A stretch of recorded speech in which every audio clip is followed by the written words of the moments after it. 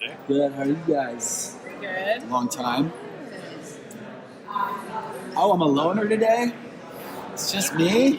Oh, thank God. She does all the talking. No, she's the smart one. Well, before she gets here, can you tell us all the secrets for the next season? We've only shot 4 episodes, so we don't really have many secrets so far.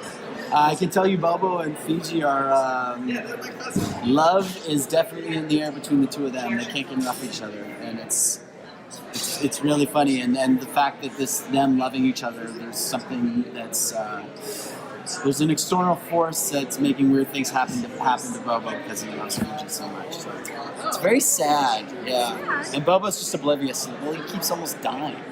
So I don't think I'm spoiling too much, but it's like Final Destination Bobo is season 2, of and he's just like, oh, well, that's weird, and then Fiji's like, something's going on here. He's like, come on, Fiji. She's like, no, the bullet just whizzed by my head because a bullet whizzed by my head.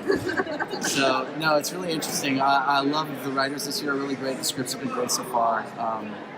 It seems like it's more of a character-driven show. A lot of the characters that didn't interact a lot last year are interacting this year.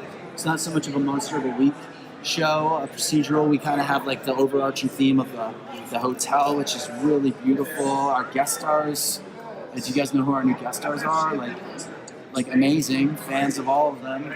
So yeah, it's just, I love the direction that we're going in this season, and I think it's going to be... people that haven't watched season 1, I think they can just jump into season 2 and be like, oh my god, I think people are going to really enjoy it. What headspace is he in to start off the season? Bobo? Yeah. Like Pepe Le Pew floating with like hearts above his head, like literally. He's just so in love, like just so happy.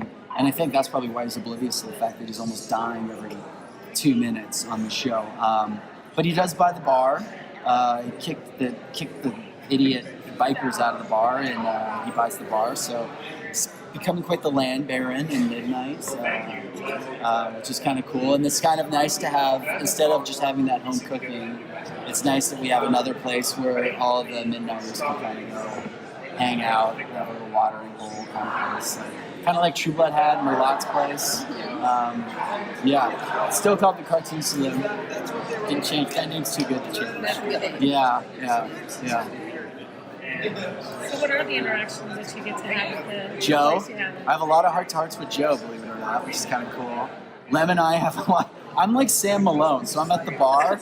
I literally am. It's like Cheers. I turn this biker bar into Cheers. And Lem's drinking, which is the weirdest thing. Like, he's not supposed to drink. So obviously you can tell that marriage isn't really paradise for him right now. Yeah, and they all come to me for advice, so it's really funny. And Bobo actually gives really good advice. So that's sweet. I like those interactions. Other than that, it's just basically him and Fiji in the bedroom together. So, they promised sexier and more romance, so I'm glad they told me 4 months out so I can go on a diet. I'm going to be that naked for the entire season, which is great. Because I have a child, and dad bod creeps up on you quite fast when you have a child. They don't really let you make food or give you a lot of time to eat healthy. So. Are we done learning about his family life? So far, I don't think that's a storyline that's wrapped up. But for what I know that we have in store for this season, I don't think his familial past is coming to light. But that could be a possibility because I know Olivia's is. So and I think I've read up to halfway through the season, script 5. So I mean, there's 4 more scripts, so it's certainly a possibility. I would love that, but I wouldn't want it to be just a quick one-off kind of thing. I think it's such a powerful kind of storyline that I think they would have to give it some time. Given how many secrets came out about Midnighters in season 1, how does the town feel about other people coming in and setting up shop?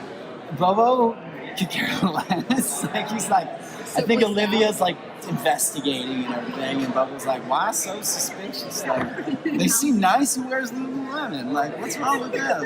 They cleaned it up pretty nice. So he's just like oblivious to the fact that bad things are happening. And I don't think it's because he's a dumb guy. I think he's kind of in that headspace where he's just so in love that he's like doesn't care about anything else. He just wants to get home with his girlfriend and Netflix and chill. So I think that's the headspace he's in, to tell you the truth. But he's going to be quickly snapped out of it soon. Yeah, so the badness catches up with him eventually. So. Any other interactions with other characters that you can tell us about?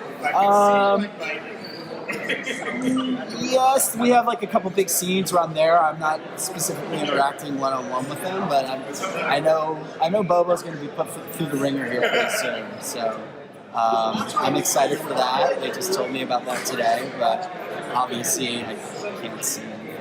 So I hate, like, that's the worst actor response. I can't tell you, but it's true. I can't. It's the truth. But I hate it. When I see actors, I can't. If I tell you, I'd have to kill you. Or if there's a red dot on my head, like someone's going to shoot me if I say what the spoiler is. I hate it. So sorry that I just said that. But there's cool stuff coming up. That's all I'm saying. Well, looking back at season 1, after you saw the whole season, what's something that surprised you that you saw on screen that maybe when you were filming it, or somebody else's scenes maybe that you weren't expecting? I love the relationship between Joe and Chewie. I thought that was very sweet. I liked all the relationships. I just liked all the couples. I just thought they like all fit together perfectly. And I was a skeptic when I read the pilot about the cat. I was like, what am I talking about? Show, and then the cat became the star of the show, and I enjoyed him too. And oh my God, Joanne Camp, Grandma Zelda, she's amazing. So I think she was such a cool part of the first season, and a lot of my family, everybody loved the show, and she was pretty much like the consensus like fan favorite from my family and friends. So. Yeah, as you saw in the teaser, did you see the teaser? Oh yeah, she's back for maybe a little bit, maybe a little long for season 2. So something happens when she comes back. So we're happy to have her. What's it like coming to these events and getting to interact with the fans? And that's the best part of Comic-Con, I think, because I do like I'm not that active on social media, but I do look at what people are saying about the show because I'm curious, and it seemed like everything was so positive. Like I never saw any negative tweets or negative comments about the show, and it was just really beautiful. And I've been on some cool shows, and I've never seen such a positive response and people connecting with all these different characters. So to be here and to be able to interact with fans that felt that strongly about the show, I think is really sweet and really cool. And Comic-Con fans are like they're just sweet. They're just so sweet and nice. And I think it's always cool when there's a show that really gets that fan base that like just really appreciates it. Yeah, and I think it's just gonna grow. I think season 2 is like so much better. I love season 1, but I think season 2 is like a lot better than season 1. So I think it's gonna really grow and people are gonna be happy about it. But yeah, I just love interacting with the fans, and I mean they're the only reason we're on the air right now. So I mean we couldn't have done it without them. So it's great.